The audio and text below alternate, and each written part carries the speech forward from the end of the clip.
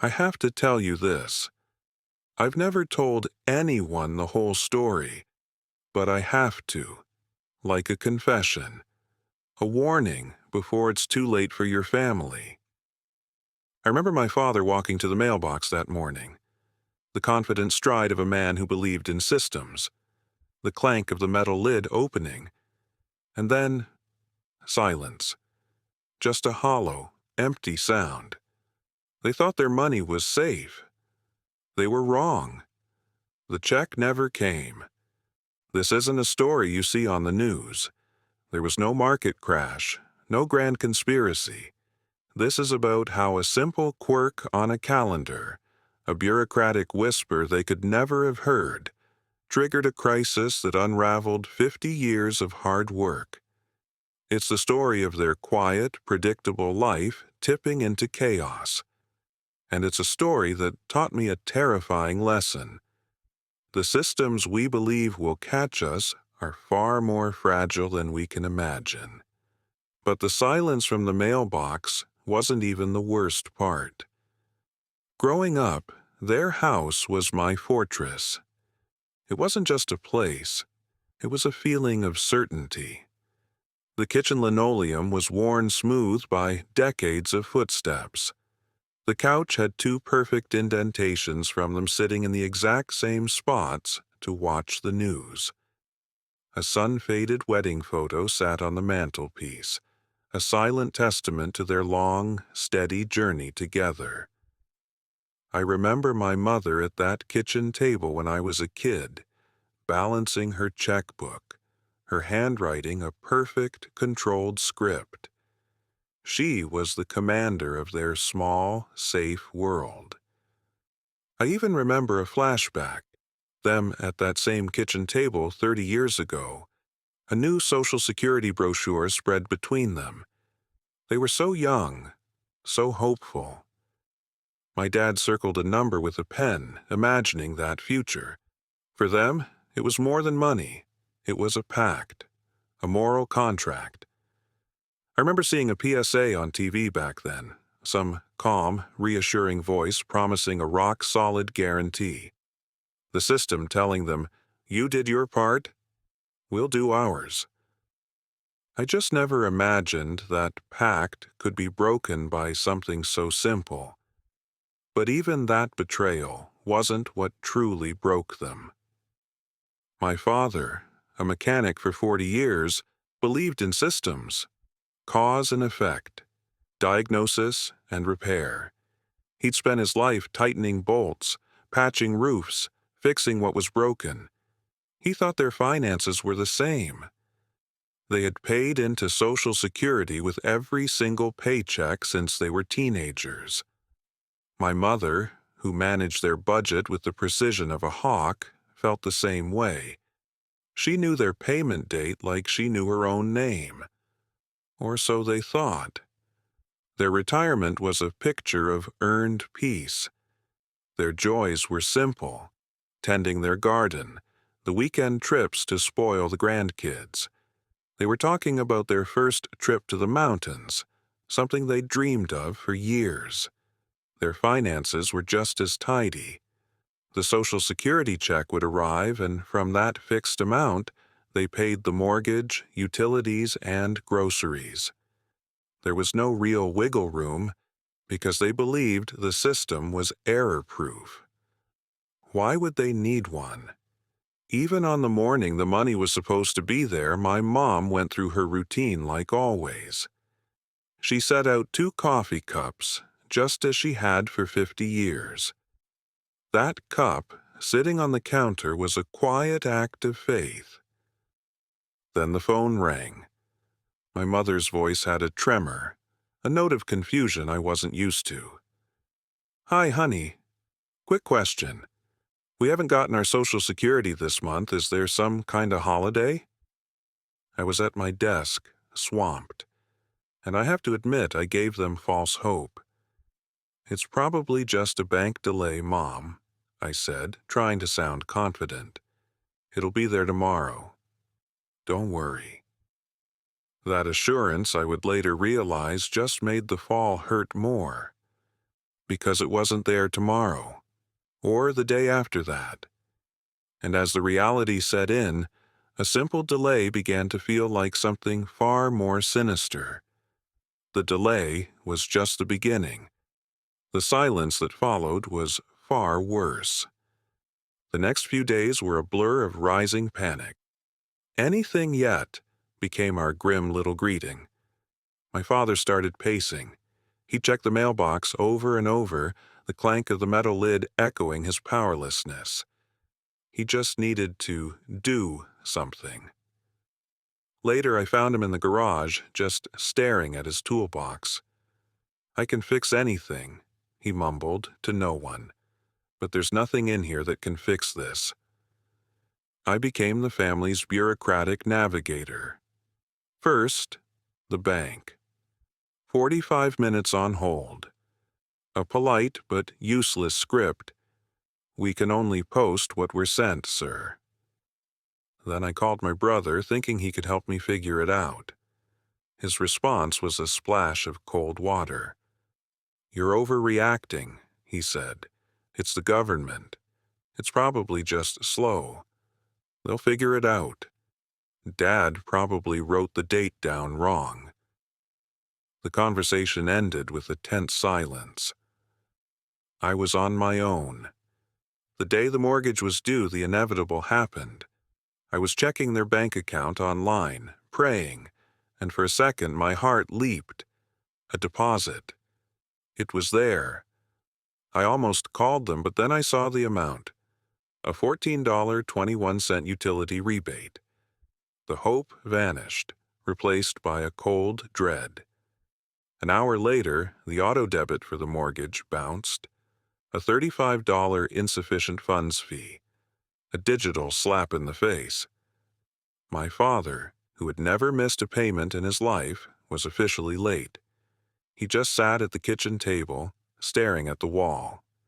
"I served my country," he whispered. "I paid every tax. This was the deal." The shame in his voice was devastating.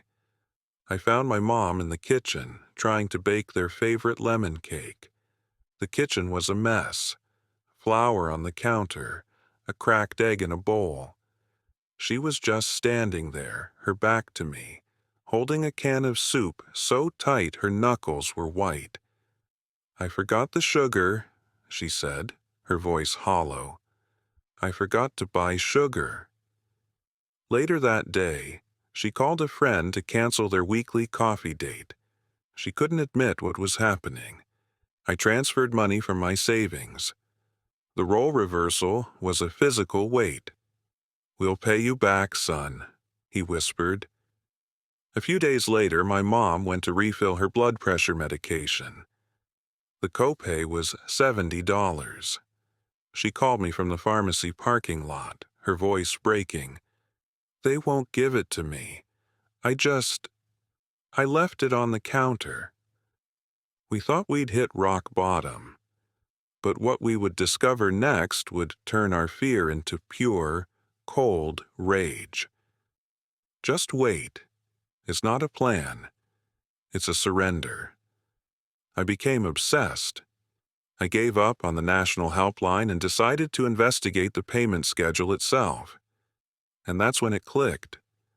Because my parents started getting benefits after May 1997, their payment date wasn't the 3rd of the month. It was tied to my father's birthday, the 12th.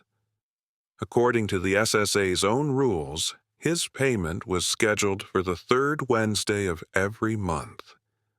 My blood ran cold. I pulled up a calendar.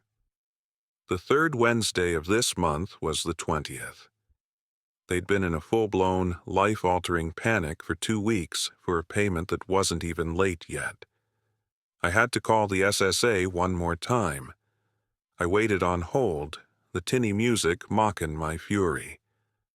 When an agent finally answered, I didn't ask. I stated, "His payment is scheduled for the 3rd Wednesday of the month, isn't it?" A pause. "Yes, sir. That's correct." And I just snapped. "Then why?" Why has no one told us that? We've been calling for 2 weeks. My parents' mortgage bounced. My mother couldn't get her prescription filled. We thought they'd been cut off. Why couldn't anyone just tell us the date?